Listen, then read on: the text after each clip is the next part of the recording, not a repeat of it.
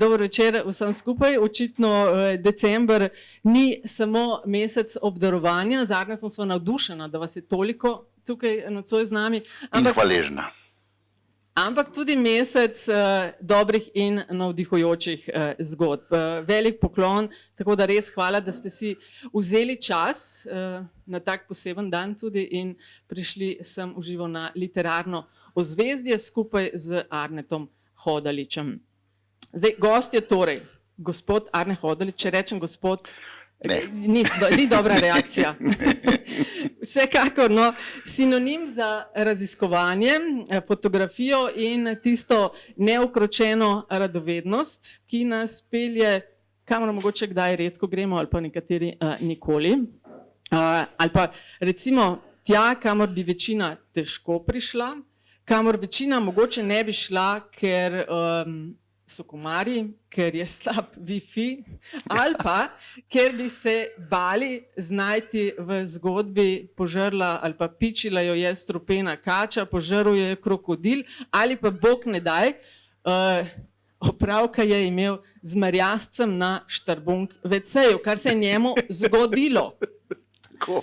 Kratka anketa, preden nadaljujem. Koliko vas je knjigo že prebralo? Samo tako, da bova vedela, kaj... Aha, ok, nekaj rok je. Tako da... Super. S svojim izjemnim občutkom za podrobnosti in pogumom je Arne skozi leta ustvaril neprecenljivo število zgodb, od dokumentiranja staroselskih kultur do raziskovanja najbolj skritih kotičkov našega planeta. Nekatere med temi zgodbami so zdaj zaživele tudi v njegovi novi knjigi, reporterski fotoavtobiografiji z naslovom Moje svetlobe. To je knjiga, o kateri se bova nocoj pogovarjala in jo Arne opisuje kot prvo in zadnjo takšne vrste, zakladnico doživeti, strasti do raziskovanja in iskrenega pogleda v življenje poklicnega fotografa. Iskreno takoj povem, da sem se na zalogo veselila pogovora s tabo. Z Arnetom se poznava že dalj časa, zato upam, da ne zamerite, če se bova tikala. Sem pa prepričana, da bomo skupaj poskrbeli za večer, ki ga boste in bomo še dolgo nosili s seboj. Bo na voljo na koncu tudi čas za vaša vprašanja, ampak najprej si te bom jaz privoščila. Kot enciklopedijo sem prebrala tvojo knjigo, imenitna, izjemno zanimiva, ampak za uvod recimo, ko si jo pisal, a si predstavljal, ko jo boš predstavljal knjigo? Da bodo stotine ljudi v vrsti in čakale, da poveš, kaj je v knjigi. Seveda, da ne, ti narediš nekaj, pač upaš seveda, ampak predstavljal si pa nisem zares. Čeprav jaz sem sploh bolj pesimistične sorte, moja Katja, ki bo tamle z slikami nama pomagala na platnu, je bila bistveno bolj optimistična. To bo in je imela bolj pravno. No, prva in zadnja takšne vrste. Arne, saj vem, na veliko od takšnih vprašanj si odgovarjal tedne. Zakaj? Zato, ker je to eno ogromno delo, to je prvo, ampak tega se niti ne bojiš. Ampak večino teh najbolj zanimivih zgodb je zagotovo tukaj. Najbolj zanimivih. Ostalo jih je zunaj, še kar metali smo jih ven že napisane na koncu celo, da smo prišli na to željeno dolžino, ki je bila pač na nek način omejena. Ste si sami postavili limit, kje želite? Ja, okay. Ja. Zato, ker tudi zaradi velikosti knjige, zaradi teže knjige, to je zelo problematična knjiga v bistvu, v smislu produkcije, ker nekateri ljudje rečejo premalo fotografij, premajhne fotografije, eni pa rečejo, jaz se pa ne morem držati, ne vem, na avionu, jo ne bom sabo vzel, ki je pretežka. Tako da je se tle zelo težko odločiti za velikost in tle smo se odločili za tako, kot je. Če bi bila to monografija, seveda bi bila bistveno večja, pa večje fotke bi bile. No, jaz sem res zelo natančno brala vse te tvoje zgodbe, ker so strašno fascinantne. Omenil si že, da je bila seveda težava, kaj vse zbrati, ampak mene je zanimalo, nisi se mi zdel namreč takšen človek, a dnevnik pišeš?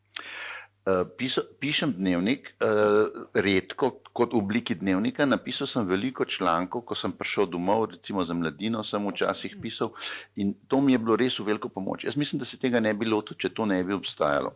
Namreč, to je strašen arhiv. Ja, ko sem poskušal po spominu, se nič več ne spomniš, ne, se smo že stari pa 30 let nazaj.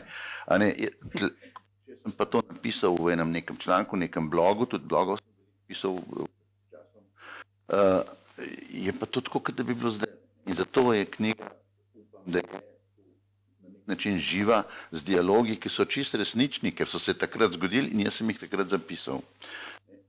Danes dialoge z nekom zmišljevati ali približno, pa ni več to. Nimaš mohta, no.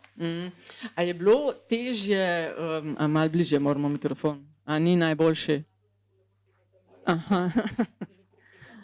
Nič hudega. Bova pa s tem. Hvala lepa. 15 sekund in je rešeno. Okay. Se v redu slišimo? Se slišimo, Tina? Super. Zdaj ne vem, te statistike se nisem delala, koliko je različnih zgodb notri, ampak 23. Michael Jordan mi pade na pamet. Ni s tem povezano? Ne. Okay. Nisem odkošal, kaj to. No, ampak kaj je bilo težje? Je bilo težje zbrati, ker tvojih zgodb ni samo 23. Ali je bilo težje, ne vem, v redu, kaj spustiti, ali je bilo težko ali lažje, na kakšen način boš ti pripovedoval te zgodbe? Ne, bolj je bil, zgodbe so vsaka po svoje stoji, a ne, sama zase. Napisana je tudi tako, da pravzaprav je čisto vse, kaj je zraven, kljub temu, da smo na koncu potem z urednicama, jaz sem teda Zupan pa Ano von Power, ker so se res zelo, 2 leti smo to delali, zelo so se zavzele in jaz sem jih kar poslušal, ker je pač prav, če vzameš urednika, smo potem tudi nekaj redosled naredili. Recimo, velika težava je, ker sta recimo 2 zanimive zgodbe, ne vem, iz potapljanja, na pamet govorim, ali pa 3, ne moreš da 3, ne, daš eno, ne, in 2 gresta zanimive ven in jih je šlo kar veliko. Ja, a si izbiral potem, od katere zgodbe si imel lepše fotografije? Tudi malo, vse skupaj je bolj zanimivo, lepše fotografije, da je bolj stalo. Saj nisem jaz to toliko zbiral, to so me bolj urednice po prstih, jaz bi vse dal noter, ne. One so pa rekli, so potegne ročno in to je to. 23 res fascinantnih zgodb. Mislim, da tam nekje od 80-ih do danes, da sem si prav zapomnil na poznih 80. Natanko od 88. Tako, sem imela 89. Ko sem začel. Ja, in to je zdaj pač 30 plus let. Poklic fotografa, reporterja se v tem času precej spremenil. Kako si ti videl to spremembo ali pa doživljal? Ali je bilo lepše v 90-ih, ali je danes, kaj je drugače? No, zagotovo tukaj ni nobenega dvoma, je bilo najlepši za nas v 90-ih, začetek 2000. Ne. Tukaj ni nobenega dvoma. Danes je fotoreporterski poklic popolnoma degradiran. Tudi fotoreporterstvo je zadela pravzaprav globalizacija, kar pomeni, da veliki časopisi, velike firme, velike agencije, ki rabijo fotografije, pač dela, Fris nadela, dela, v redu. Ok, se upravičujem, malo smo. Ja. No, velike firme, ki potrebujejo fotografije danes, najemajo lokalce, ne, ki so dobri, da ne bo pomote, a ne, in mogoče celo boljši od kakšnega od nas. Tako da tukaj ni in pa bistveno cenejši in pa bistveno manj se pozna, te govorim predvsem recimo za Gazo, za Irak in za te stvari, kjer sem jaz bil v dosti težkih pogojih, bomo rekli vojnih skoraj ali pa čist, teh ljudi, ne, grozno se sliši, ni škoda, ne, nas je škoda, za nas je škoda v smislu, da je problem za agencijo, ne, za njih mi je vseeno, ne, ubijajo Evropejca ali pa Kitajca, ampak sliši se pa bistveno več, če se zgodi kaj, kakšnemu, ne vem, bom rekel na pamet francoskemu novinarju, to je po vseh naslovnicah in to ni fajn za agencijo. Se pravi, spreminjanje fotografskega poklica in ti si, tako rekoč, ne bom rekla one man band, ampak veliko si sam delal, ko si organiziral tudi potovanja. In za te tvoje zgodbe je prepletanje pustolovščin, fotoreporterstva. Kako so se pa potovanja v teh letih spremenila? seveda so se bistveno Ja. spremenile. Bistveno, predvsem gre tukaj za količino časa, ki ga imaš na razpolago, ali pa si ga celo sam daš, ker pač moraš delati kaj drugega kot potvati. Včasih ni bilo nenavadno, da smo šli recimo za 3 mesece, je bilo večkrat, se mi je to zgodilo, ali pa 2. Pod mesec sploh nisem šel, ne? Danes mesec ni govora, ne? Kar pomeni, da smo imeli boljše materiale, bili smo pa tudi v bolj kočljivih situacijah v smislu komunikacije, ne? Mobilnih telefonov. Jaz sem bil v Papui Novi Gvineji 3 mesece in mama ni vedela, kaj je z mano. Ko sem prišel po 3 mesecih iz džungle, sem poklical domov. Ne? In 3 mesece je kar dolga, ne? Če te skrbi za enega, ki ga imaš rad. To je kar dolga, ja. Kaj pa dostopnost, ne vem, do ljudi takrat ali pa danes? A imamo danes že vse odkritega in vsi že čakajo, je že pri vseh nekdo bil?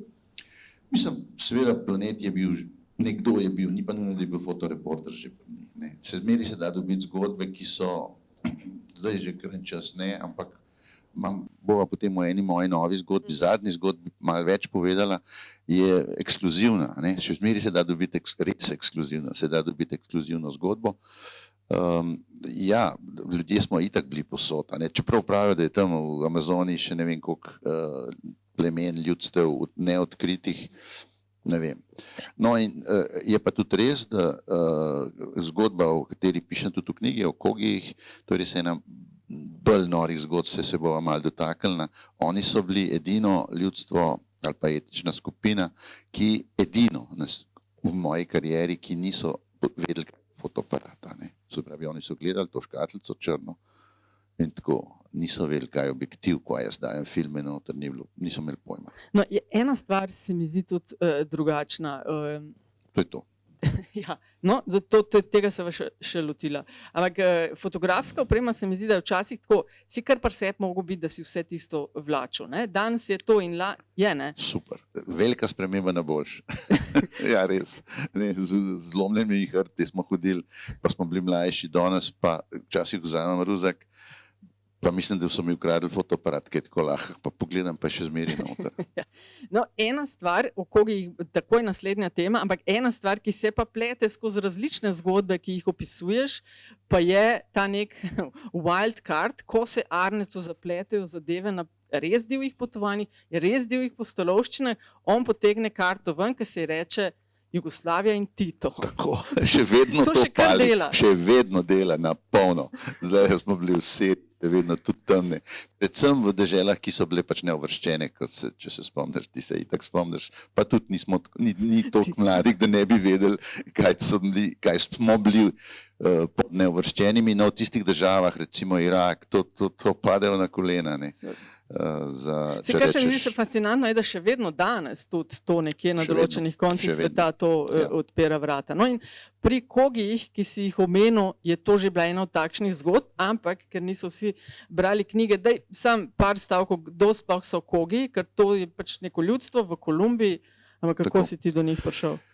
Jaz sem zelo, to je praktično nedostopno ljudstvo. Po mojih in člankih in predavanjih in takrat, ko sem objavljal, je dosti ljudi meni osebno rekli, ali pa so na agencijo, da oni bi tudi šli, da nobeden ni prišel. BBC je po, ne vem, 2 letih pa pol pogajanj prišla v prvo vas, tam, ko sem jaz že nehal fotkati, ker ni bilo več zanimivo. Ker so res nedostopni. Seveda sem imel pa srečo, to ne zaradi mene. A so to fotke, samo to, da bodo ljudje vedeli, to je od njih. Ja, takole živijo. Še malo pustole, moška, ženska, pa moška hiša, kankurva, mislim, da rečejo, konkurva, nekaj tazga.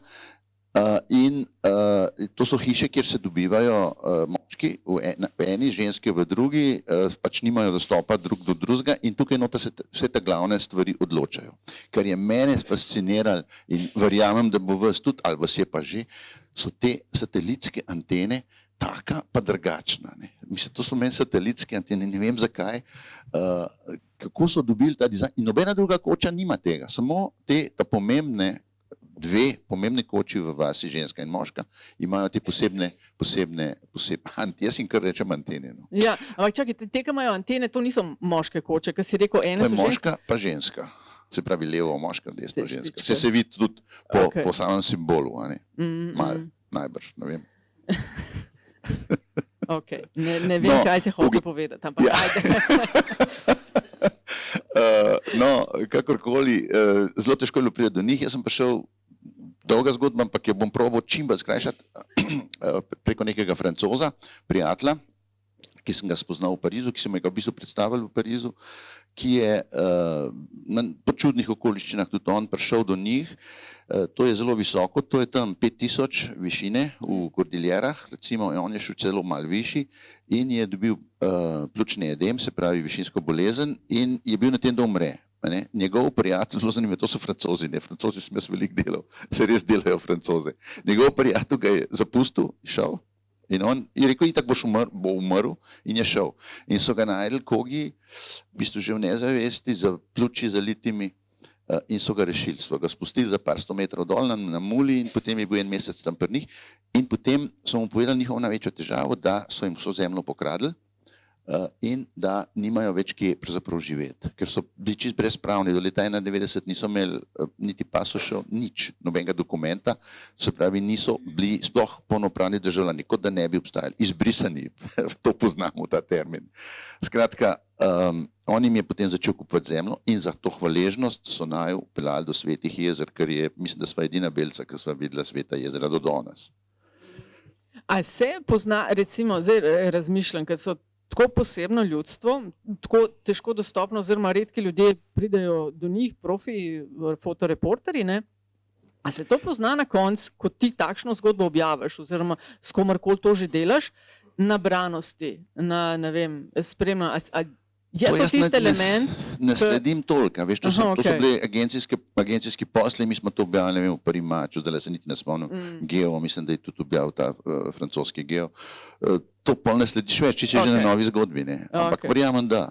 No, je pa ena zgodba prav s kogi, če za trenutek še tukaj ostaneva, kjer si doživel popolni sončev Tako, mrk, ne? tako, To je mogla biti tako. pa tudi kar To nora pa izkušnja. za cel življenje. A si tu imaš bom kakšne zapomnil. fotke? Imam dve, Imaš? ker je bil film.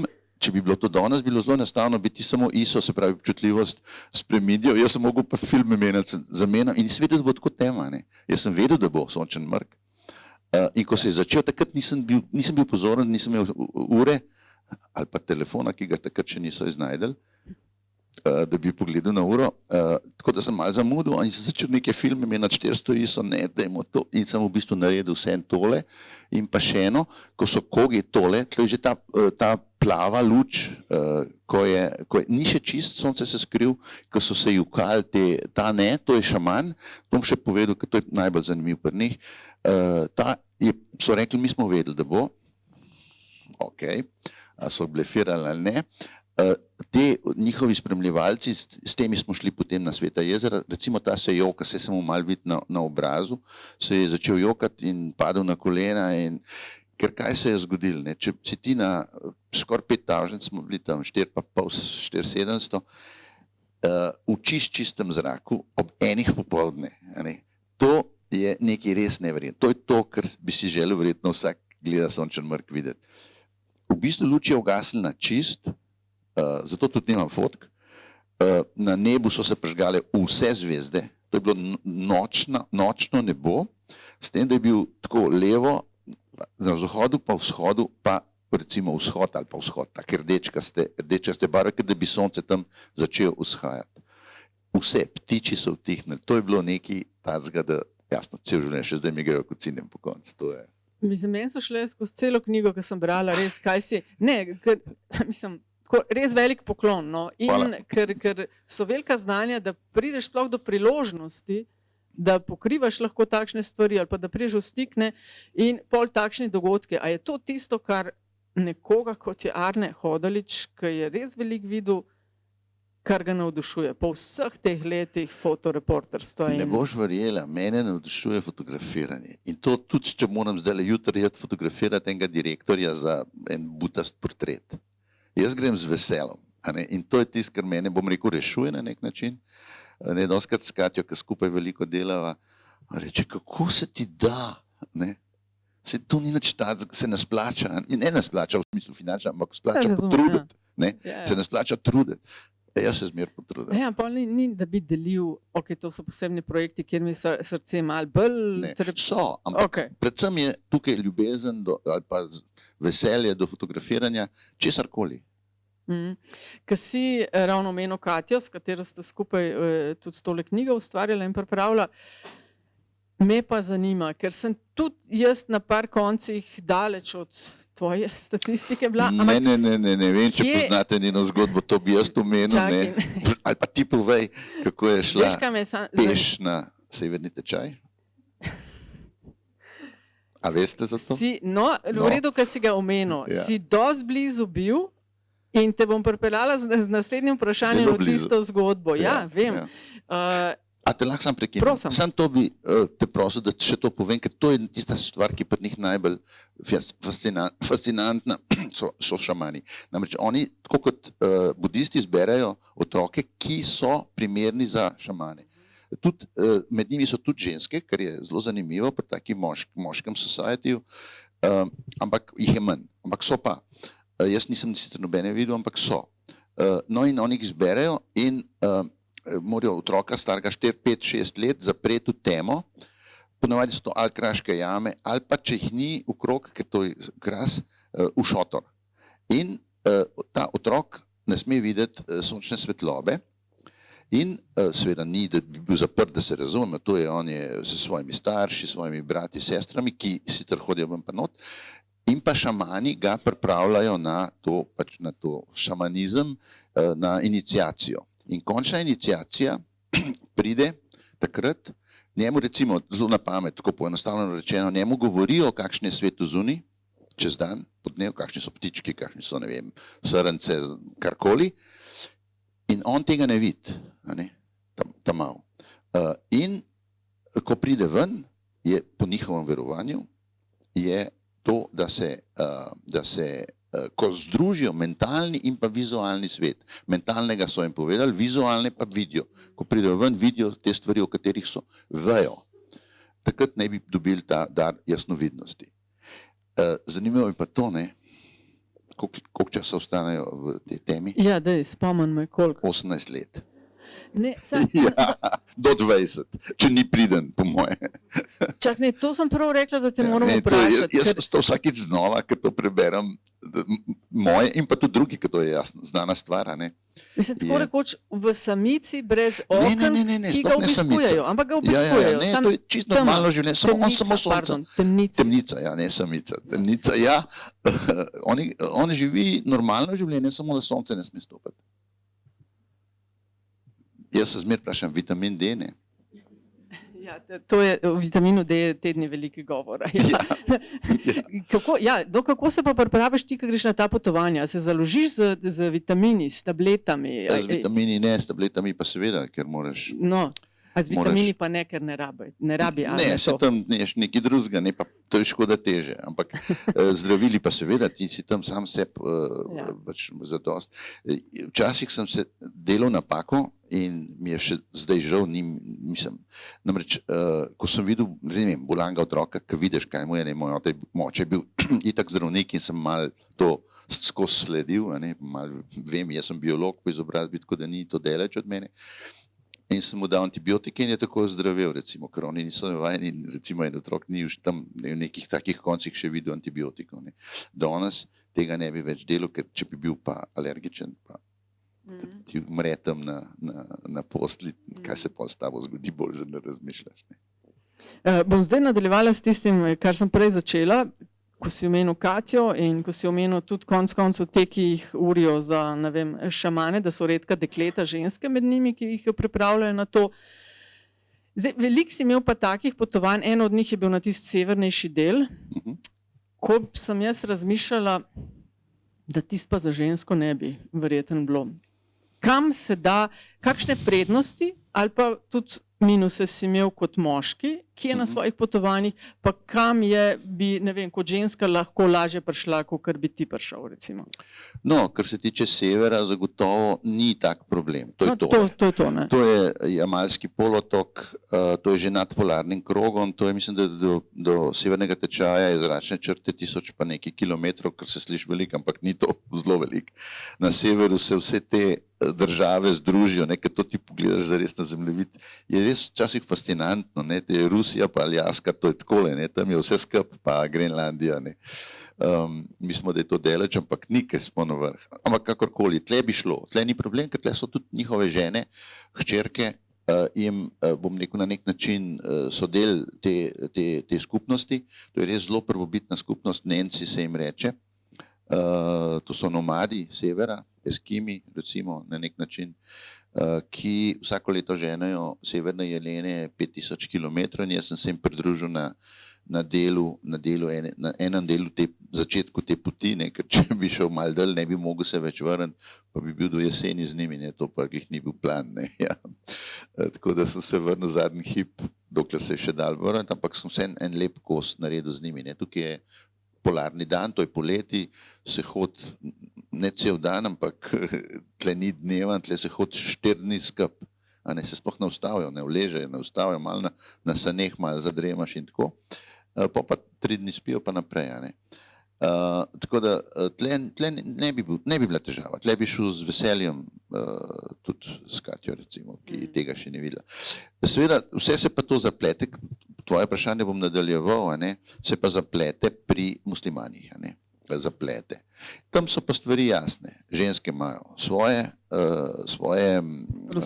prostore, svoje navade, svoje običaje, ki jih ti niti slučajno, če si majčkeno bolj v tradicionalni skupnosti, recimo Jemen, Iran, pa še kje, tudi Turčija recimo se da dobiti take konce, kjer so še bolj tradicionalni, tam je pa to nemogoče delati, ne?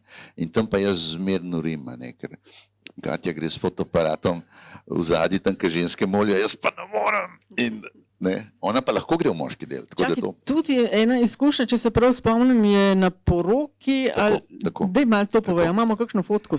Ne, nimamo, seveda ne, ker se ne smelo. Fotke, ženske poroke, itak nimamo fotke, ne, ker so jim pobrali vse, od telefonov do vse, Katja je bila del te poroke in kaj pravila je bilo fascinantno, ne. Na moški so bila pa skupaj, s tem, da je bila ona sredina ženska, ne 200 bile, no, pa njena prijateljica Tina, verjetno jo kdo pozna, ki živi v Kranju, ki je živela v Jemnu, to je bila krasna izkušnja in ona najo je pravzaprav tudi peljala na to poroko, ker je bila na pol domačinka poročena z domačinom, arabsko govori super in tako. Tako da na moškem delu pa ženska lahko pride, sem nobenemu ne pade na pamet, da bi pripeljal hčerko ali pa ženo, ker bi bila to največja sramota možno. Meni je pa vsem, če sem v sramoti, ne, tam pri njih. Katjo je pa zanimali in sva šla skupaj, ne. Ja. Pa veš, kjer še sem en primer imela v mislih, ko si bil na severovzhodu Rusije, to se mi je noro zdelo, da nekdo tavha za kumare in da so kumare, morske kumare, totalna dragocenost. No, tisti se mi je zdelo, ko si s takim malo bolj, ne vem, specialci, rough guys, to se mi je zdelo, da... Zagotovo, boljše, da ženska, tam nima mesta tam ženska zares, no, nažalost. Pač so res take zgodbe, ja, no. Ok, no pa povej, tole... To. Ja. Dej, ker ena od res krasnih stvari se mi zdi v knjigi, da si jo umestil, je ne samo te reportaže in tvoja zgodba in tvoje doživljanje česa, ampak si pol vmes o taki drobci, infotočke, kjer pride ven biolog mislim, ne sem biolog v tebi, ampak dejansko biolog po izobrazbi, ne? In tudi sem pa tja kakšen kuharski nasvet. Tako, ja, ker je zelo rad kuham. Je to tvoja ideja, da to uvrstitev... V bistvu ne, bom čisto iskren, to so se urednice spomnile za glasbo in za kuharijo, ker smo pač veliko govorili o tem, enkrat, dvakrat sta bile na kosilu pri nama in tako da... Ker ti to odlično kuhaš med drugim, ne? Ampak daj povej, no, kako ste se imam hudo konkurenco. To sem slišala. Hudo konkurenco. Ok, več jih je verjetno. Katina mama v prvi vrsti sedi. Aha, Ja, okej. z njo tekmujeva. Ok, v redu. Ja. Dej povej no malo o tej zgodbi še. To je, morske kumare so ne samo Pa so tukaj, take kumare, kot jih mi ne, vemo. drugačne, drugačne. Potem bomo pokazali še. Okay. V bistvu se to po celem svetu, ne boš verjela, tudi na Hrvaškem, zdaj so jih prepovedali loviti, nabirati, loviti, jaz jim jih še. Kumare. Ja, ker je to na nek način ogrožena živalska vrsta zaradi toliko velike potrošnje za hrano, a ne? Mislim, za specialiteto, ne? To ni hrana, to je specialiteta. In suhe kumare dosegajo nekaj $100 za kilo, a ne? In do $1000 celo, če so res ta pravih vrst, in te so najbolj cenjene, ker v tem mrazu živijo, ne vem zakaj. No in tole bomo kakšno tudi videli. Ampak kar je noro pri tej zgodbi tudi je bilo, da tukaj sicer po teh nekih vrveh spušča, ker spodaj je seveda tema, ne? Ti si šel brez. Ja, ampak sem se zelo boril, da sem šel lahko brez, ker mi niso pustili. Z pametnim razlogom, če greš ti z enim takim, te vrvi niso zato, da bi ti najdel ven, oni imajo drugačen sistem, napačen, da bomo takoj povedali, čist skregan z vsemi pravili potapljanja pod ledom, ampak pač tako delajo. Ti moraš imeti svojo vrvico, da najdeš izhod, ne, ker ti moraš najdeti isto luknjo, ker če se za orientacijo zgubiš, pač je gor leta, ne. Celo brat najne skupne prijateljice je tako nažalost končal v Bohinjskem jezeru pred leti, ker ni najdel izhoda te luknje, ne, to je grozno. Ampak oni imajo pa to drugače, oni imajo pa debelo vrv, mi imamo drugače v jamah tenke vrvice, to je pa debela vrv in oni imajo neke signale. En signal je, ne vem, 3-krat potegne nevarnost in potegne ga ven. Drug signal je pa, da se dolg nič ne premakne, tisti je bolj zoprn. Ja. Polno malo cuka, verjetno, ne vem, nisem tega videl, pa potegne v vsakem primeru. No, če gresta pa dva z vrvmi, se pa zapleteta, ne. In meni so rekli, ja, lahko greš, ni problem, te bomo imeli na vrvi, boš šel slikati. Sem rekel, jaz rabim potapljače slikati, ne kumare. Ja, to pa ne bo šlo, a ne. In sem pol, takole jaz brez vrvi tlele. Problem tega potapljanja pri nas ni to tako težko zares, ker se potapljamo pod ledom v sladki vodi. Tlej pa en velik problem je, da je to pod morjem, to je morje. Morje, ker je tako mraz, da -30, -20, recimo morje zmrzne, pri -2,4. Mi pa, ko izdihujemo, pa izdihujemo vlago, se pravi sladko vodo, no, po domač rečeno, iz pljuča, ne, ta pač vlago skozi, ne, to je ta megla, ki se kadi, ne, ko izdihamo v mrzlem zraku in ta vlaga se začne kondenzirati v tem dihalnem regulatorju, ki ga zamrzne zelo hiter. Mi smo to vedeli in zato so te časi pod vodo dosti omejeni. Ali ti zmrzne tako, da ti zapre zrak, ali pa tako, da ti odpre, pač da ostane odprt in v zrak zgubiš, ne, tako da je dosti kompliciran. Opisuješ tudi dosti take nevarne situacije. Ta je definitivno bila ena od njih. Ampak tako, ko ti potegneš črto pri sebi, a se ti je kje zdel, da si šel predaleč? Da tist, dobro, da se je tako končal, ker se je, ker sem malo pretiraval. Jaz ne pretiravam, jaz zelo pazim, ne, to je čisto napačna percepcija. Ne, si njim percepcija, sprašujem. Bom jaz to vse zrihtel. Ne, se bolj nazaj držim. Sam včasih pač pride do takih situacij, ki jih ne moš kontrolirati. Ne.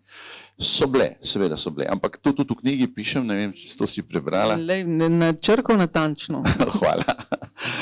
Pišem v tem, ne, da so te res velike nevarnosti, saj meni se dogajale vedno v avtu, ne, na poteh, ker so vozniki čudaki, ker so avti za nič, ker se voziš po cestah, ki so nad prepadi in enkrat smo se prevrnili z avtom in so res ustavili tako res meter od prepada, tako 200 metrov dol, na strehi. Ne. Tudi sem pa od najnega skupnega prijatelja, ki je tudi na enih od teh fotografij slišala za kakšne epizode, ja, če ga lahko malo zatožim, za epizode tudi, ne, samo pohvali, ampak Etiopija je tudi ena taka zanimiva, ker rečeš, ko omenjaš že, da vožnja z avtomobilom je lahko predvsej nevarna. To je to, ne. To je Etiopija, ja. No, tlej je bil večji problem, da je bila vsa oprema naša noter. Najprej tudi mi, smo šli ven, ne? Pa smo pa ugotovili, da se ta avto, če ga mu začeli premikati, vlačati ven, da lahko pade dola, ker tle je prepadek tak majhen, sicer, ampak je.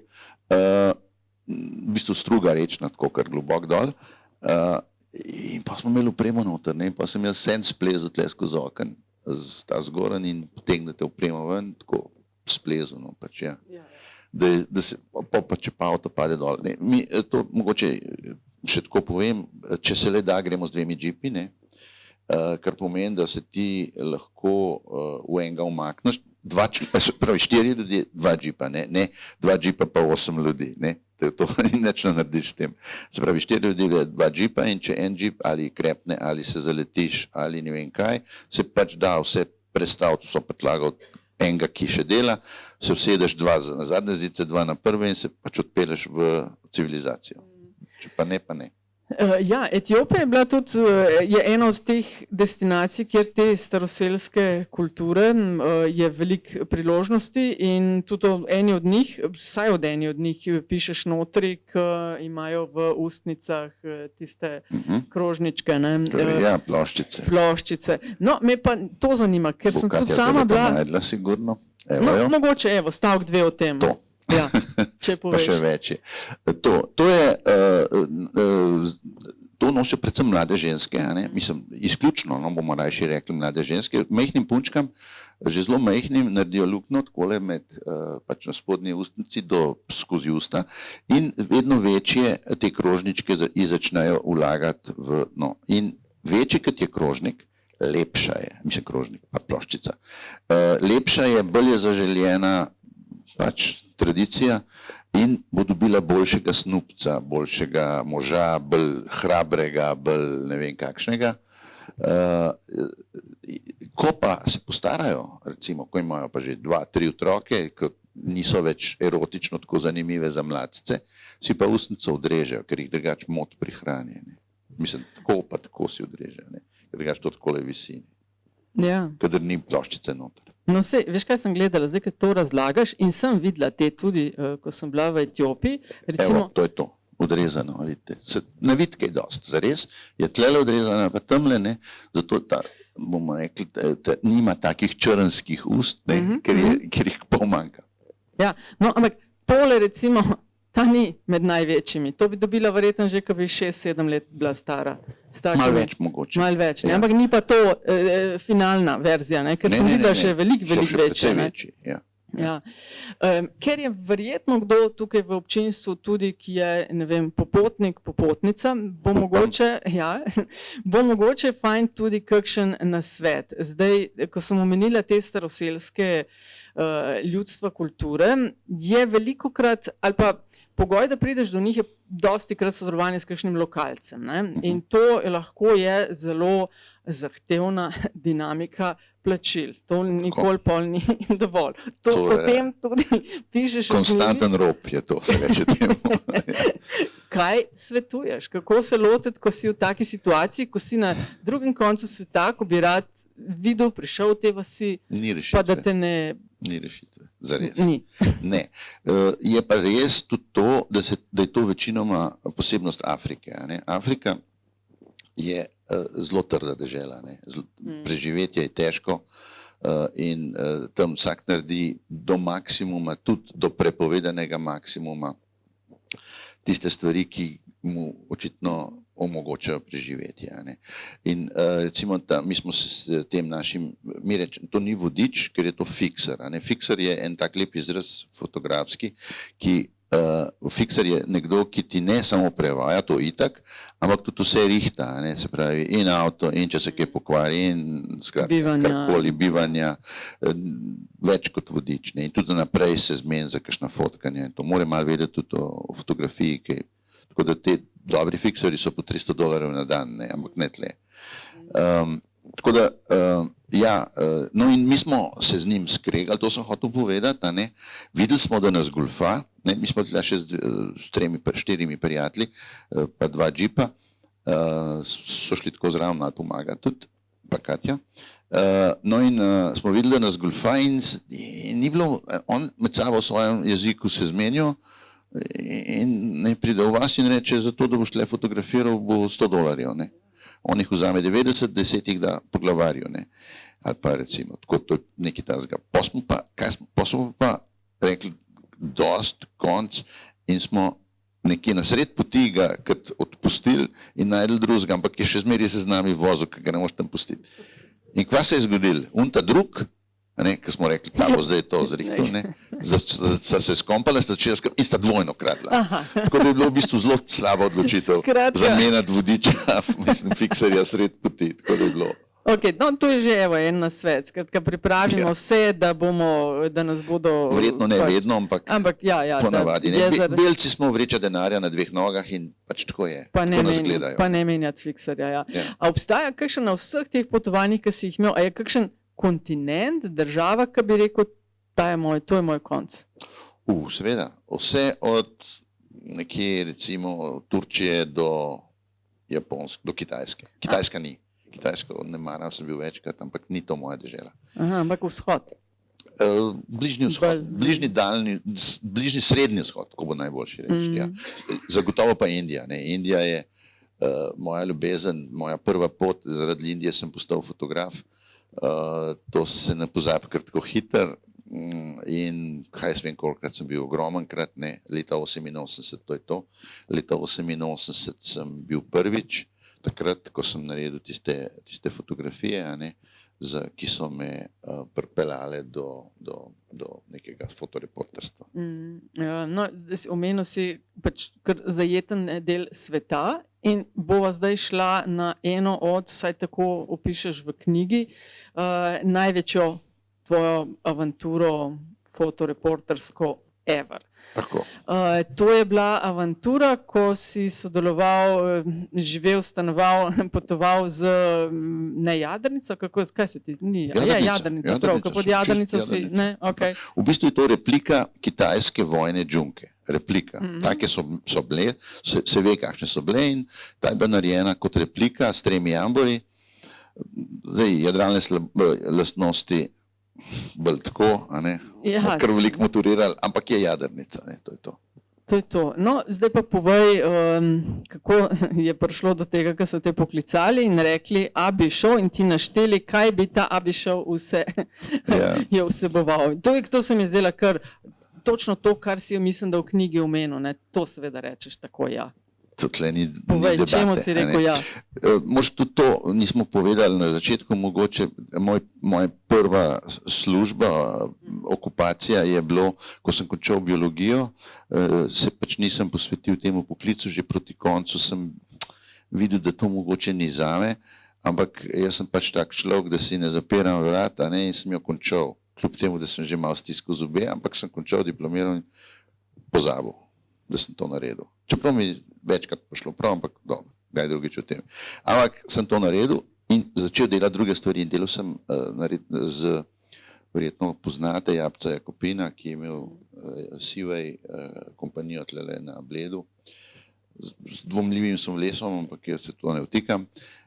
Kakorkoli, z njim so naredila prvo čartersko firmo na Jadranu, ali pa eno prvih, sploh niso še ljudje vedeli, kaj je to čarter. In je zalaufal, valjda, če danes vidiš, koliko je jadrnic na morju, ti je jasno, da če si ta prvi, ali pa ta drug, ali pa ta trek, mogoče, niti ne vem, če so bila tretja, je to res biznis. In je zalaufal na polno. In jaz sem že prej svojo jadrnico sam naredil, jaz sem si želel jadrnico že od majhnega otroka, to me je tudi oče malo cepil na to. Jaz sem že v 8-letki začel hraniti denar za to, da bom enkrat si zgradil jadrnico. In čez celo gimnazijo, čez cel faks, sem pač delal ogromno študentska dela, raznašal časopis, štel promet, karkoli, you name it. In na koncu sem jadrnico v 5 letih tudi naredil. In prejadril cel Mediteran, Grčija, 100 jadrničko, to je tole, tole. Mislim, da je še ena slika, ki prav od jadrnice, ne ta, ampak ena se tako daleč vidi. No, v glavnem, jaz sem nautik, po duši, zares. Jasno, če ti ponudijo, da boš fotograf na nautični odpravi, kaj pa je lahko še lepšega? Ni. In to je bilo za mene, če bi koga drugega poslal, ne vem, zadavo bi ga. In to je agencija pošiljala, oni so se zmenili. Je pa tudi res, da je kapitan potem prepoznal tudi moje nautične lastnosti, ki sem jih jasno imel po tolikih letih jadra, jaz sem leta in leta jadral. In je bil navdušen nad mano. In še fotke so bile v redu. In ni hotel nobenega drugega. In potem je enkrat, jaz nisem imel časa na eno odpravo, en del odprave je prišel en drug. In sta se tako skregali, da mu je fotoaparat, mislim, objektiv sicer vrgel v vodo, ne, pa ga nagnal z ladje takoj. Mislim, ta kapitan je bil, ko se ga Zelo opisal, kar malo poseben. ne? zelo poseben. Zelo poseben, to bi lahko o njem napisali knjigo. On je napisal, mislim, 30 knjig. Dobil je Goncourjevo nagrado, ne. Največji pač priznanje za Blajič, za lepopisje. To je on, ja. To je on. Mosadovc, borilne veščine, 2 doktorata, ni, da ni, pisatelj, sem rekel, filmar, on je šel prvi z ultralightom okoli sveta, pred našim Lenarčičem recimo in še marsikaj podobnega. Tlele je zanimivo tole, tlele smo jadrnico urihtali v Kambodži, tam smo delali, da smo jo pripravili za plovbo in to je stara tradicija, ki so jo skozi stoletja, jaz nisem niti vedel, moram reči, da sem to prvič videl, so dajali zlatnik pod jambor. Ker so enkrat na taki veliki jadrnici 15., 16., 17. stoletje postavili jambor, je bilo to konc. Ali bo se potopila, ali bo jadrala, dokler bo jadrala. In ta zlatnik je zato za srečo, ker se ve, da se tega ne bo dal, ne vem, dvigant in ga ven vzeti. In tle smo dali tle je dal zlatnik pod ta glavni jambor in smo dali potem. No, se ni končalo tako, kot bi si mi želeli, jadrnica na koncu vsem potopila. Sicer mene takrat nažalost ni bilo gor, da bi naredil kakšno fotko, ampak pač, ja. Je pa tako to, ne vem, če sem napisal to knjigo. Jaz sem imel en fotoaparat vodotesen skozi v rešilnem čovnu, kadar sem bil tam. Si, Ja, je no. ker sem bil prepričan, takrat to je bil še film, to so na film fotke. In sem bil prepričan, da se bo potopila. Jaz, ko sem stopil na barko, sem rekel, kaj ste kupili to karantijo. Jaz sem se spoznal, oni pa ne. In sem rekel, tole ne bomo prišli 10 milj, pa smo potopili. In so na koncu se potopili. Ampak jaz sem rekel, to bo pa najbolj ekskluzivna reportaža na svetu, ko bom jaz v rešilnem čovnu slikal, 36 posnetkov bom imel, ker je bil aparat zatesnjen in nisem mogel imeti, mislim, lahko sem imel film, vsakaj nisem imel odpreti v vodi. Sem rekel, to bom pa obogatel s to reportažo. Ampak mi ni bilo dano, tako da. No, ampak to je Arne Hodalič in te zgodbe, ki res privoščite si to knjigo, ker so zanimive zgodbe. On lahko reče, jadrnica se je potopila, škoda, da me ni bilo gor. Ja, ker sem imel plan, jaz sem imel plan, že zelo začrtan plan. No, to je bila skratka velika avantura, ki je trajala 8 mesecev. Arne je bil par tednov gor. Avantura cela, pardon, je trajala 2 leta pa pol, jaz sem bil pa 8 mesecev na ladji, ker smo se malo menjali. Tako, zelo zanimiva. In med drugim seveda je tvoja filozofija, ki je noter razpleteš tudi, kako je sreča statistični rezultat trdega dela. In trdo delo te je pripeljalo med drugim v Ekvador, Tako? Kjer si pa imel gomile zlata okrog sebe. Pa veliko sreče. Sreča je, to je res en tak termin, ki ga jaz zelo rad uporabljam, obenem pa ne verjamem vanga. Točno to, kot si rekla, in to jaz vedno podarjam, če ti en mesec nekaj čakaš na eno fotografijo, to tlele imamo nekaj wildlife fotografov, mi bojo to še kako pritrdila, da ti na eno živalco čakaš, ne vem, en mesec, da se bo tako obrnila, da bo te tako pogledala z drevesa dol, karkoli, ne govorim na pamet, potem se ti to zgodi. Če prideš pa ti za 1 uro, se ti to ne bo zgodilo. Ja, mogoče, ampak 1 proti 100 milijonov bolj na loteriji igraš. Tako da, ja, vse stvari, ki so nekje s srečo povezane, so del enega dela vzadej. No in tle je bilo zelo podobno.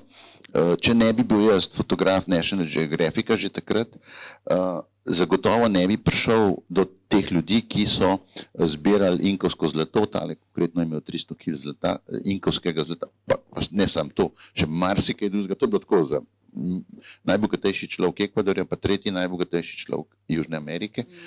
In Jaz sem pustil vizitko, ne, se to piše tako, mi, ki se ukvarjamo tako z, ne vem, se kje moramo, kaj izmeniti, pa kam prideti, pa to, ne, najbolj grozen stavek, ki ga lahko slišiš, je don't call us, we'll call you back, ne, to se pravi, vas bomo mi poklicati, ne nas več klicati, kar pomeni zgin, da te ne vidimo več, ne.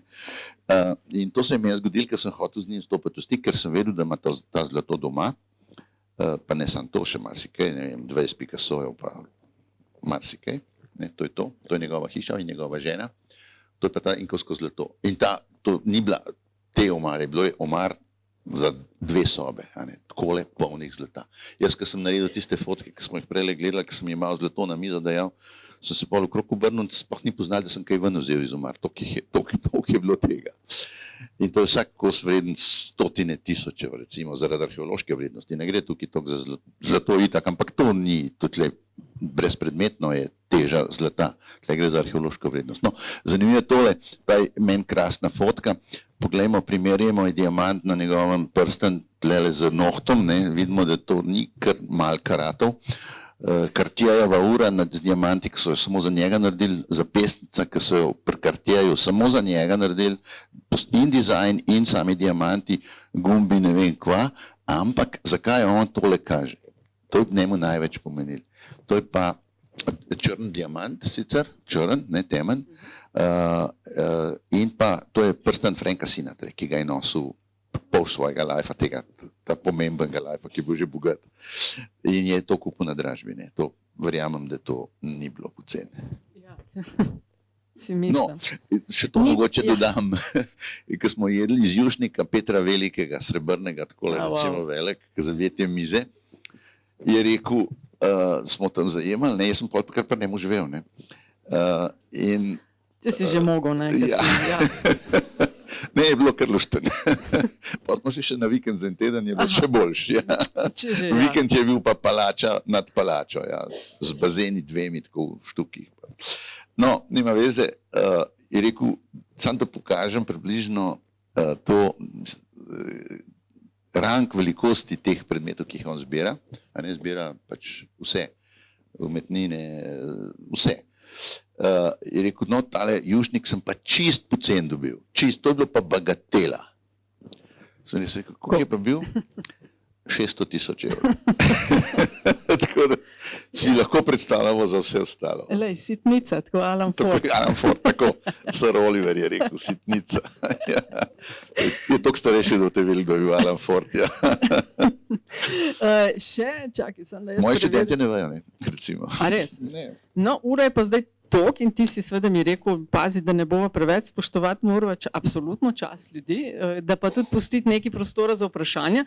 Pa zdaj samo namig, če bo kakšno vprašanje, za 2-3 bova imela čas, ampak preden greva na vprašanja, pa dajva mogoče, ker si omenil, na začetku sva začela, kako ti je včasih Juga odpirala vrata ali pa te reševala iz kočljivih situacij, si pa delal tudi in še vedno za National Geographic. To je bila pa drug wildcard, ki je delal, ne? Ja. In ne samo to, si tudi prvi Slovenec, ki je ne objavil v National Geographic, ampak tam objavil slovensko zgodbo. Tako, prva zgodba o Sloveniji, po samosvojitvi, ne, po 91, to je bilo 2007, je bila zgodba objavljena, se pravi prvi slovenski fotograf, prva zgodba o Sloveniji, to je bila zgodba o Ljubljanici, to je tole, kar gledamo od zadaj. In to je bil res zame mogoče največji uspeh v moje kariere do zdaj. Do zdaj? Ja. Ne, ker je že nov, ja. Ki je večji. To bova, čak, ne še, ja. To je res za vse, ki ste se nam pridružili tukaj v živo, res velik bonus, ki ga dobite, takoj po vprašanji. Tako. No, ja, to je bilo zagotovo vrhunc kariere, to ti odpre vrata, tako kot mi je potem odprl vrata v Ekvadorju in še marsikaj. In pa tudi zanimivo je to, da je moj oče,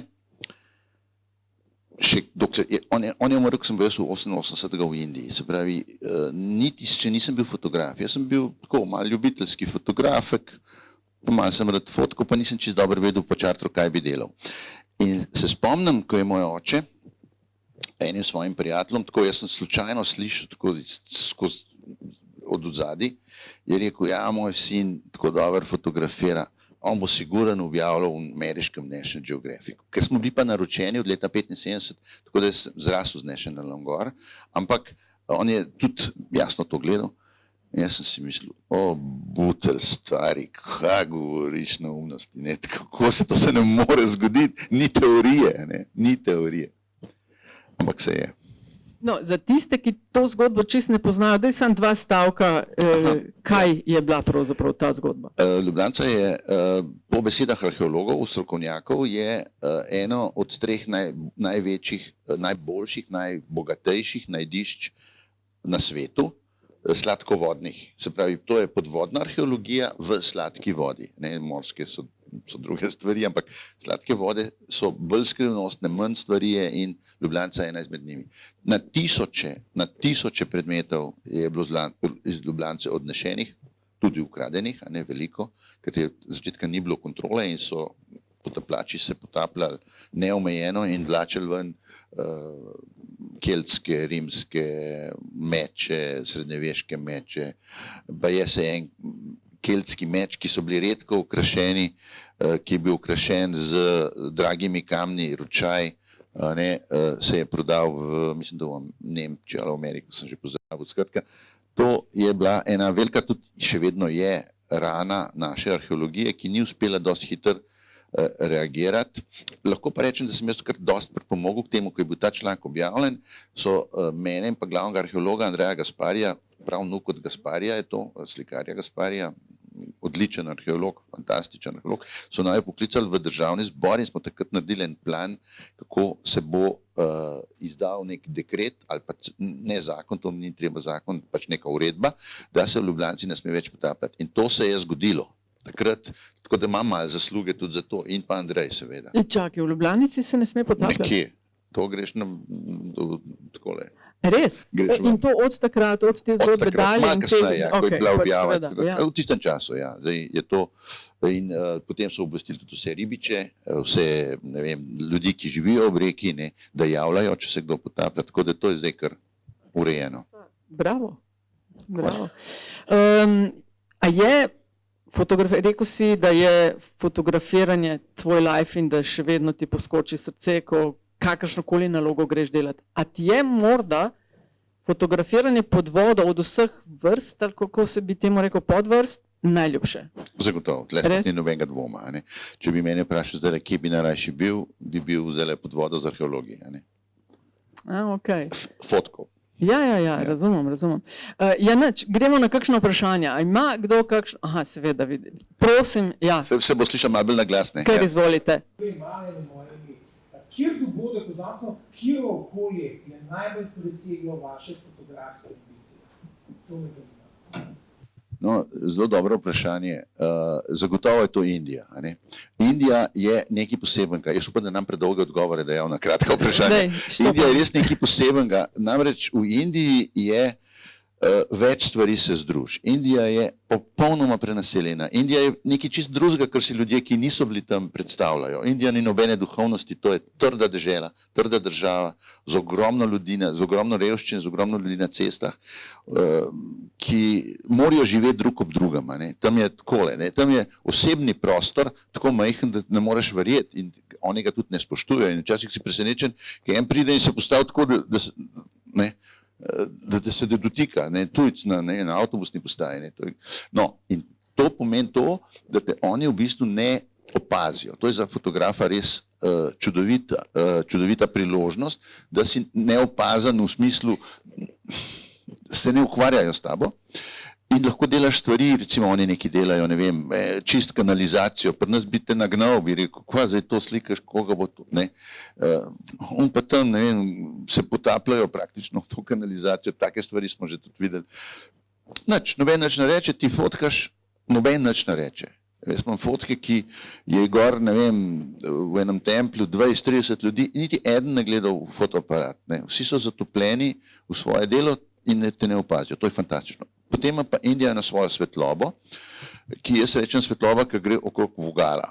To pa zato, ker je ogromno polucije, zelo malo ljudi ve, tudi tisti, ki soblivajo. To je prah, dim, vlaga, ne vem, kaj bi še vse rekel, ki naredi en tak film v ozračju in je sonce močno, ampak difuzno.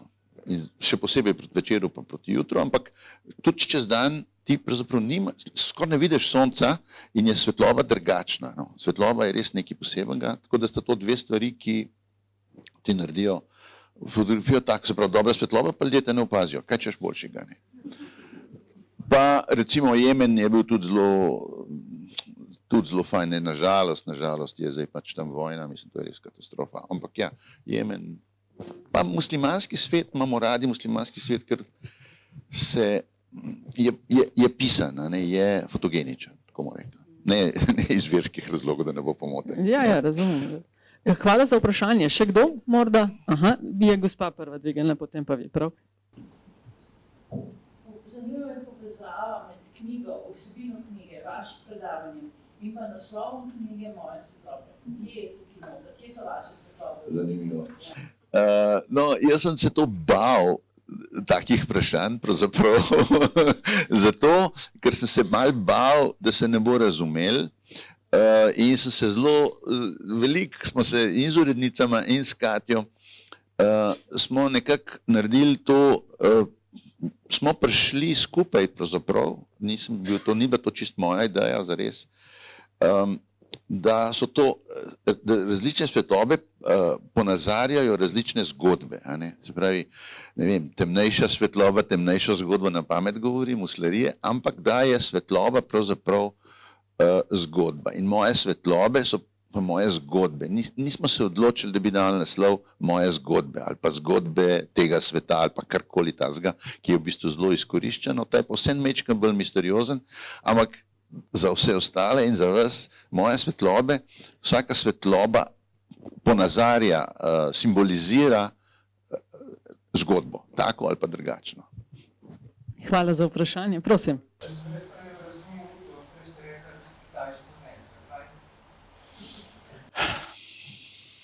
Imaš dežele, ki jih imaš rad, pa ki jih nimaš. To je prva stvar. Tudi Južna Amerika, recimo, čudovite stvari so se mi tam zgodile, ampak moram reči, da je to moj kontinent. Nekako se ne počutim, ne vem, ali to zdaj bomo govorili o kakšnih reinkarnacijah, ampak v katere ne verjamem, da ne bo pomote, ali prejšnjih življenjih, ki tudi ne verjamem v njih. A si imel kakšno slabo izkušnjo tam? Ne, zares. No, Kitajska je tako. Moja slaba izkušnja Kitajske je ogromno ljudi in pa tisto, kar ne bi pričakovali, zelo velika ksenofobnost ali pa celo rasizem z kitajske strani do belih. Saj takrat, kada jaz sem bil večkrat. To si bil tam ta zadnja smet. Tako kot nekje v zahodnem svetu gledamo, jaz ne, ampak gledajo Kitajce. In oni so še bistveno bolj rasisti celo, no, to je že malo hud izraz, do danes belih. In vsak, ki pristopi k tebi, nekaj hoče od tebe, nekaj te hoče izkoristiti, nekaj kupiti, nekaj prodati, nekaj narediti s tabo. In sem imel v bistvu take drobne slabe izkušnje, da enostavno nisem mogel se s človekom pogovarjati, zato da bi se pogovarjal, ampak zato, ker je pač nekaj hotel od tebe. Tako da, to je to. Bil sem pa v Hunanu, ki je zaprt za zahodnjake, za nas. Mi smo imeli posebna dovoljenja, ker sem bil del francoske, zelo velike jamarske ekspedicije v jamskem svetu Hunana, tam gor v hribih. Tiste je bilo pa bolj zanimivo, ker to pač ni bila ta urbana okolja, ni bilo toliko ljudi, daleč od tega, so bile majhne vasi. Tam smo se pa dosti pristno lahko z ljudmi družili in tisto je bilo edino, kar je bilo fajn na Kitajskem zares. Ok, mogoče še hitro eno, preden gremo na bonus točko. Ne, ok, idealno. To si pa hitro ukinila. Ok, ne, saj imaš prav. Imamo, prosim.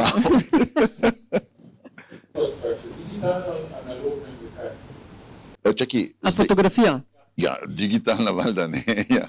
Analogne že leta ni več. Jaz sem naredil še dve, eno resno pa eno neresno skoraj slovo od analogne fotografije in to je bilo tam sred 2000, tam 2007, 2008. Sem se poslobil od tega in sem rekel, zdaj pa konc. Jaz sem bil zelo dolga leta pristaš analogne, ampak celo so me označevali v medijih in tako med fotografi, da sem pač konzervativen, da sem fosil, ker pač še vedno slikam na film. Digitalna doba se je pa že začela. Ampak moram pa tudi to povedati, da ko je pa digitalna tehnologija dosegla recimo tiste najboljše filme Kodakrome smo takrat imeli 64 000 in tako, ko je pa to, sem pa v tistem hipu zamenil, prešaltal in se nisem več dotaknil za resno delo filma. Tako da tledi sploh nobenega vprašanja več, nažalost. Če je pa kakšen art projekt, se pravi umetniški projekt, je pa to super. Sam jaz ne. Ja, še eno roko sem ujela, prosim. Ne, gospa za vami. Jaz sem vmes prebrala eno poglavje in... Ne cele knjige. No, toliko zanimiva sva bila, evo. Višinske bolezni, in čestitke za to, ker sem tudi sama delala. Ti si se veliko, recimo, dela s politiki. Tle pač eno zgodbo s politiki in se mi zdi zelo lep opis tega. In da sem vprašala, kjero je v bistvu tvoja ljudi fotografija, najljubša fotografija in najljubša recimo politična fotografija. No, zagotovo je to zgodba in pa tudi fotka dr. Janeza Drnovška, bivšega predsednika, pač pokojnega. Zdaj, res je to, kar si rekla, jaz sem se res branil in se še vedno fotografirati politike, najbolj mi gre na živce tisti handshake in nekaj ne razumem, mi vsak dan vidimo Goloba na televiziji, v časopisu in vsak dan novo fotko njegovo noter, pa kaj, ali pa ne govorim samo za Goloba, vsakega, ki je na vrhu, zakaj moramo vsak dan, vse ga poznamo, vsak dan objavljajo eno fotko od Goloba, ali pa od Janše zaradi mene, da ne bo diskriminacije. Ja ne vem, ne obrit, taka srajca, ono, tretje. Ja ne vem, kam imamo mi od tega, vse ga poznamo. Dajte, raš tekst napište, ali kaj, ne vem, no, kakorkoli.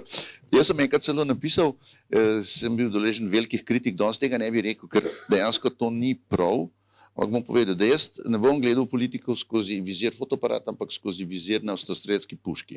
To danes ne zdrži več in tudi ne bi več tega rekel, takrat sem si to privoščil.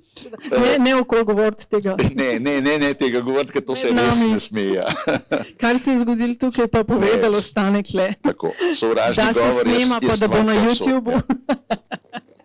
Ne smemo se dovolj sovražnega govora, ki vodi vemo kam. To gotovo ni bila pametna izjava, ampak samo to, da sem pa nazoril, kako sem na to gledal. Zakaj sem pa začel Drnovška fotografirati, pa iz enega zelo enostavnega razloga. On je bil takrat, jaz sem ga 2 leti pred smrtjo, sem šel z njim v Tibet, na Kitajsko in v Izrael. Na njegove državniške obiske in sem bil njegov kot fotograf. Zakaj sem to naredil? Sem se prekršil tega svojega pravila in samo takrat, in od takrat nikoli več nič v tem smislu. On je bil takrat že zelo bolan, se to vemo, on je zelo bil bolan in enostavno je začel spreminjati, on ni bil več politik, on je postal človek. Politik je mogoče tudi človek, ampak ne ta prav. In je mene to zanimalo, kako bo z njim ta pot potekala in je bilo skrajno zanimivo. Res fantastična izkušnja je bila. Tudi vsa ta državniške obiske, mislim, srečanja sem bil zraven na vseh teh, se pogovarjati z njim na večerjah, na druženjih z njegovimi svetovalci. Jaz sem bil pač tam del ekipe, tako da bi bil njegov, ne vem, svetovalc recimo. Weigl je bil takrat z nami, je bil njegov, pa še par drugih. In to je bilo res nekaj posebenega. In ta fotka je zanimiva, ki je v knjigi. Jaz imam zelo malo fotk, so fotografi, ki so ga slikali praktično celo njegovo kariero, pa njihovo kariero. Ampak ta fotka je res nekaj posebnega in ko so naredili knjigo in pa razstavljanje, je bila ta fotka naslovnica knjige. Zakaj, se je jasno. Drnovšek se je bil takole. Tiste starejši se spomnite. In na moji fotki se pa smeji. Zato. To je bil redek moment pri njemu, ja, gotov. On ima skozi usta. Ja, ok, še zadnje vprašanje, potem pa sam, ne, da ne boste si mislili, da ne dovolimo vprašanja, ampak da pripeljemo k koncu. Ne, se mi bi vas radi spustili domov, mi dva, Samo zato. ni to zaradi naju, ne? Mi dva lahko tle še 1 uro govorijo brez problema. Prosim, izvolite. Pač toliko enih zgodb, toliko življenja, toliko enih mesecev, let, okoli po svetu, koliko se tkalo in prijateljstv, pa koliko se še pač, kako ste lahko zapustili, pa koliko ste ostali v kontaktu z nekaterimi ljudmi? Ja, to je fajn vprašanje. Seveda na tistih hitrih poteh, da rečem, dobro, z tem milijonarjem nisem več, nažalost je zdaj že tudi ne, nažalost je tudi že pokojen, no, da bomo čisto iskreni. Umrl je v sumljivih okoliščinah. Naj bi se zadavil s kozico med večerjo. Ne. Ja. Tako kot v Rusiji padajo čez Imel je pa okno. po Ne? 20 bodyguardov, ja tako ja, imel je po 20 bodyguardov, kadar smo šli ven, ne, da je bilo vse okrog, pa po 4 avte protioklepne minam, ne, recimo. No, skratka, da ne bom zašel. Takimi ne, zagotovo so pa stvari, so pa prijatelji ali pa znanci ali pa sodelavci, predvsem iz tistega časa, ker sem delal v Parizu. S tistimi se pa še slišimo, se telefoniramo, si napišemo kakšen mail, ni pa to tako, da bi rekel dnevno se z njimi dobival, ker pač tudi ni fizične možnosti. No. S tem kapitanom sva še kar v stiku, on je potem naredil novo jadrnico, ki se je ta potopila in šel z njo okrog sveta in je ustrajal, da grem jaz z njim, ampak jaz takrat nisem več mogel jeti, sem imel že druge obveznosti in sem ga mogel odkloniti in me je res moril, bom rekel, zato da bi šel zraven. Pa še tudi včasih rab fotografije, dela knjige, me pokliče, tako da zdaj recimo s takimi, ja. Drugače pa za ljudmi, ki jih pa tam srečaš, pa zares ne, no. Je preveč tudi tega, ne. Ampak res krasno vprašanje, ja, ker je toliko različnih. Ti tudi odpiranje vrata, veš, za kakšne druge zgodbe, ko do ene prideš in tako dalje. Mislim, zgodbe najboljše vedno najdeš na kraju samem, ne. To tudi v knjigi napišem. Ti ne moreš od tukaj videti nekaj, kaj se dogaja tam na enih hribih, ne, v eni vasi, ne. Ko si pa tam pa rečeš, ne, in to se je meni velikokrat zgodi, da sem se pol vrnil nazaj. Ja, in nekje je treba postaviti piko, bomo jo pa na zelo, zelo poseben način. Tako res lepa priložnost. Hvala ti za to, kar boš delil v nadaljevanju. Namreč govorili smo tudi že o sodelovanju Arne Hodaliča z National Geographicom in on dela zdaj na novi, posebni, ekskluzivni zgodbi. Nisi še nikjer o tem govoril in zdaj boste imeli... Govoril sem, pokazal nisi. Ja. Ne smem pokazati. Ja, se vem. Povej, kolikor lahko, zakaj gre, kaj bodo videli? No, jaz sodelujem na en poseben način že kar nekaj let z hrvaškimi arheologi Hrvaškega restauratorskega zavoda. Smo skali res prijateljstvo, se veliko tudi in tako drugače srečamo, se kličemo in predvsem pa se potapljamo skupaj. Ne? In to zdaj traja že, mislim, enih 7-8 let se družimo in jaz imam eno zanimiv način sodelovanja z njimi. To je 2000 let staro sidro, to je pa 800 amfor pri Pagu, nedotaknjeno najdišče je bilo to, jaz sem bil prvi fotograf tukaj. Zakaj sem bil prvi fotograf? Ne zato, ker bi to jaz bil tam zraven, ampak zato, ker so me poklicali. Zakaj so me poklicali? Zato, ker imamo res eno posebno sodelovanje.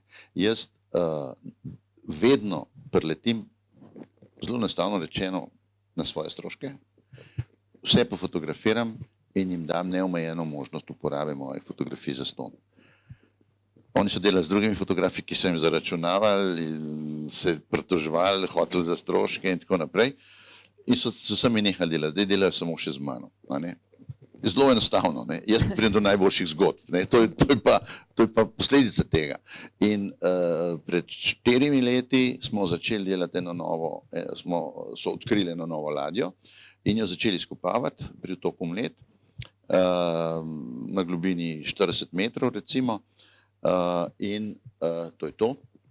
A to je že del te zgodbe? To je že del, tole je že to, ja. Ja, si že še druga še pokazala, nisem gledal. To tudi, to je že ta, to je nekje 35-40, tlele do tame dol, recimo se vidi tlele te vreče. Vreče so zato tam, da se ne posipa, ne, da lahko delaš, da se pese, ker je tako naklon 45 stopinj, to je tudi od tam. Ne, pardon, to je pa tudi zato, kam letam, ampak ena druga ladja.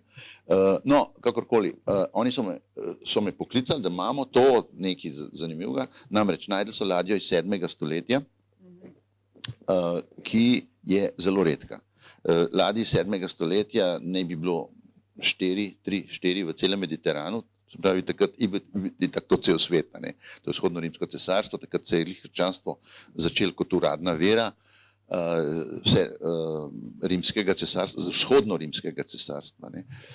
Mislim, je že bilo dolgo. Islam se je začel kot zelo zanimivo obdobje in zanimivo je to, da je teh ladij tako malo. In vse tiste ladje, ki so jih najdli večino v Turčiji, kjer je bil to, center je bil Istanbul, ne? Carigrad ali takrat še Konstantinopel, so prazne. Ne?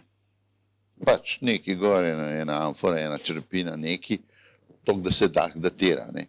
Ta naša ladja je pa polna zakladov. 3 pikice. 3 pikice. Tako da, kakšno posodo lahko pokažeš, ali imamo tle, nimamo tle, ne, ok. Ne, to ni sploh bistvo, to imamo druge stvari za pokazati. No, kakorkoli, jaz sem te fotke naredil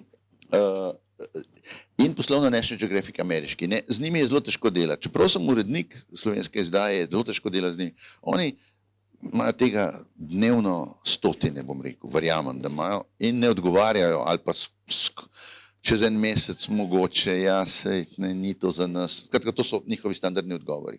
No, ko sem jaz poslal to zgodbo, par fotk, pa kratek opis te zgodbe, jaz sem to zvečer poslal, mi smo naprej, skratka, čez njihovo noč so odgovorili. Čez noč, njihovo noč, ne našo. Sem dobil mail, blokiramo zgodbo, a ne, nobenemu drugemu pokazati, mi bomo vzeli, ja, to je bilo zelo hitro je šlo. Honorar dober. Ali pa rečemo tako, zelo dober. In so tudi s honorarjem se zagarantirala, ne, za ekskluzivitet. Aha, ste vse podpisali že z... Že denar na računu. A, res? Ja. Toliko nora zgodba. Tako. Sicer pol naprej, pol objavi. Okay, objava bo, zdaj nekaj predstavljamo, zato ker arheologi ne vemo, če bojo končali, če bomo končali, v bistvu, ker sem jaz tudi del ekipe, da bo objava 2026. Ne. Ampak to zdaj tako, ne bo, mogoče prej, mogoče kasneje. 2026, ker je treba še vse spumpati gor. Večina je že v zuniji, zdaj se zaključuje, ampak ne moreš pa vedeti, dokler ni konc, kaj se bo še najdela. Ne. Konkretno recimo tale čudovita skleda v sredi, to je edina na svetu, pa to so malenkosti, ne, imamo še druge stvari, ampak rečemo, ta čudovita skleda je edini primer iz tistega obdobja, ki so ga imeli na ladji, ne boste verjeli, namesto mikrovalovke, ne, mikrovalovka ni delala, ni bilo še elektrike, ampak imeli so zagretje hrane. Ne. Oni so, z druge strani daš noter ogle, ni to za kuhanje, ampak samo za gret. Se pravi, ti si skuhal, najbrž kapitan je bil razvajen in so mu dali na to gor verjetno, to je bila roba za kapitana, ne, za posadko zagotovo, in so mu greli juhco ali pa karkoli je jedel. Ne.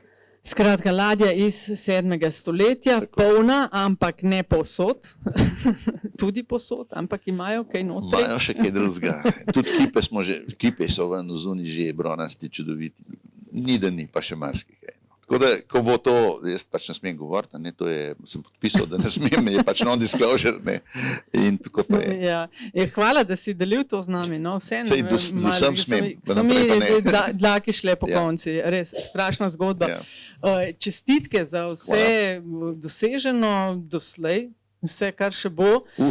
Res, nekaj tega boste prebrali lahko v Moje svetlobe, čudoviti knjigi, tudi lepo oblikovani.